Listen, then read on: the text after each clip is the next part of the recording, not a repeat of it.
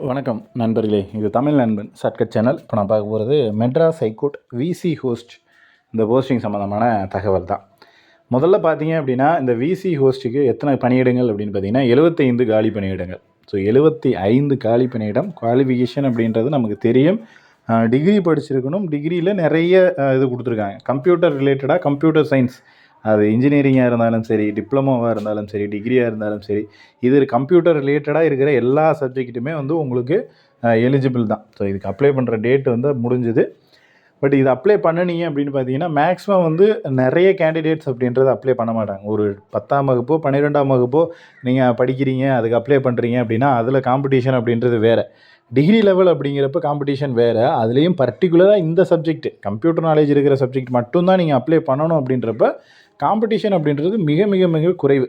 அதுலேயும் இந்த மாதிரியான சப்ஜெக்ட், அதாவது கம்ப்யூட்டர் சயின்ஸ் எடுத்து படிச்சுக்கிட்டு இருக்கிற நபர்களாக யாராவது இருக்காங்க அப்படின்னா கண்டிப்பாக ப்ரைவேட் செக்டரில் ஒர்க் பண்ணுவாங்க. ஐடி ஜாபு, ஏதோ ப்ரைவேட் செக்டரு, அது ரிலேட்டடாக வேறு ஒர்க்குக்கு போயிடுவாங்க. இந்த காம்படிட்டிவ் எக்ஸாமுக்கு கம்ப்யூட்டர் சயின்ஸ் ஸ்டூடெண்ட்ஸ் அப்படின்னு படிக்கிறதுன்னு பார்த்தீங்கன்னா ரொம்ப ரொம்ப ரேர். அதுவும் இந்த மாதிரியான டெக்னிக்கல் போஸ்டிங்க்கு இன்னும் ரேராக இருக்கும். ஸோ அதனால தான் சொல்கிறோம், இந்த ஆப்பர்ச்சுனிட்டியை வந்து மிஸ் பண்ணாதீங்க. மிஸ் பண்ணீங்க அப்படின்னா மறுபடியும் கிடைக்குமானா கண்டிப்பாக கிடைக்காது. ஏன்னா அவங்க பேஸ்கேலே பார்த்தீங்கன்னா 30,000 வரையும் சொல்லியிருக்காங்க. அதில் இருந்து பர்மனெண்ட் பண்ணிட்டாங்க அப்படின்னா மினிமம் 80,000 90,000 வந்து உங்களுக்கு 60,000 பேசிக் பே வரும். சேலரியாக பார்த்தீங்கன்னா உங்களுக்கு மினிமம் 80 to 90 அந்த ரேஞ்சில் வந்து வரும். ஸோ அதனால தான் சொல்கிறோம், இது மிகப்பெரிய ஒரு ஆப்பர்ச்சுனிட்டி அப்படின்னே சொல்லலாம். அதாவது காம்படிஷன் ரொம்ப லோ, அப்ளை பண்ணுறதும் ரொம்ப, கேண்டிடேட்ஸோட எண்ணிக்கையும் ரொம்ப லோ. நம்ம யூஸ் பண்ணிக்கிறதுனால தான் நம்மளோட சக்ஸஸ் அப்படின்றது இருக்குது. இதை யூஸ் பண்ணாமல் விட்டுட்டு மிஸ் பண்ணிவிட்டு, ஏன்னா இப்போ நார்மலாக எக்ஸாம்ஸ் எழுதும்போது பார்த்தீங்கன்னா 1 மார்க்கில் போச்சு 2 மார்க்கில் போச்சுன்னு நிறைய பேர் வருத்தப்படுறதை பார்த்துட்டோம்.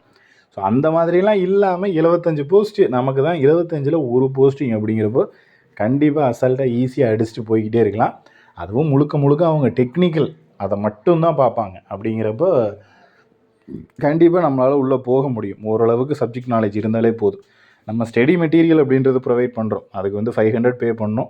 இந்த ஜிபே நம்பர் அதுதான் டிஸ்பிளேல தெரியுதுல, அதே நம்பர் தான் 9500961475 அப்படின்றது தான் ஜிபே நம்பர்.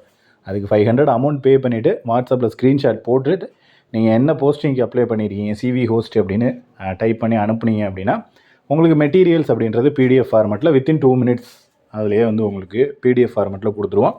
அதில் சிலபஸ் பார்த்தீங்கன்னா 5 யூனிட் கொடுத்துருக்காங்க. 5 யூனிட்லேயும் சின்ன ஒரு டாபிக் கூட மிஸ் ஆகாமல் எல்லா டாபிக்ஸுமே கவர் ஆகிற மாதிரி தான் நம்ம மெட்டீரியல் அப்படின்றது ப்ரொவைட் பண்ணுறோம். நம்ம கொடுக்குற மெட்டீரியல்லேருந்து மேக்ஸிமம் 99.9% கொஸ்டின்ஸ் அதிலேருந்து தான் வரும்.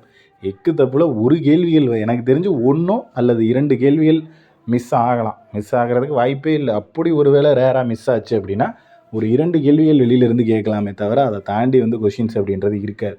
மேக்ஸிமம் இதை மட்டும் படித்தாலே நம்மளால் நல்ல மார்க் அப்படின்றது வாங்க முடியும். ஏன்னா நிறைய பேர் வந்துட்டு இதை ஆப்பர்ச்சுனிட்டியை யூஸ் பண்ணாமல், அதை படிக்காமல், அதை ரொம்ப அசால்ட்டாக இருந்துட்டு கடைசி நேரத்தில் இப்போ பார்த்தீங்க அப்படின்னா உங்களுக்கு அடுத்த வாரத்தில் ஹால் டிக்கெட் வருது அப்படின்னா பொங்கல் முடிஞ்சது ஒரு 10 நாள் கூட டைம் கொடுக்க மாட்டாங்க. அந்த 10 நாட்களில் எக்ஸாம் அப்படின்றது கண்டக்ட் பண்ணுவாங்க. அந்த 10 நாளில் நீங்கள் உட்காந்து வேக வேகமாக படித்தாலும் 5 யூனிட்டு 10 நாளில் முடிக்க முடியுமா அப்படின்னா கொஞ்சம் கஷ்டமாக தான் இருக்கும், டஃப்பாக தான் இருக்கும். ஸோ அதனால் இப்போ இருந்தே நம்ம ப்ரிப்பேர் பண்ணுறோம். கொஞ்சம் கொஞ்சம், அதாவது ஒரு யூனிட் இப்போ படிக்கிறோம், அடுத்த ஒரு வாரத்தில் 2 யூனிட் படிக்கிறோம் அப்படின்னா நோட்டிஃபிகேஷன், அதாவது ஹால் டிக்கெட் வந்ததுக்கப்புறம் கூட நம்ம வந்துட்டு மீதி இருக்கிற 3 யூனிட்டை ஒரு டைம் பார்த்துட்டு மீதி படித்தது எல்லாத்தையும் ஒரு ரிவிஷன் பண்ணிட்டு போகிறது கூட நமக்கு டைம் கிடைக்கும்.